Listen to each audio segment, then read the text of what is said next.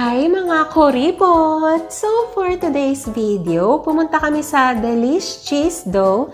Dito yan sa kanilang branch sa may Santa Maria, Bulacan. Meron sila ditong mga upuan para sa mga magda-dine-in at meron din silang parking area. Available din sila for takeout and delivery, open from 10 a.m. to 8 p.m. Ito naman yung kanilang menu, i-pause nyo na lang.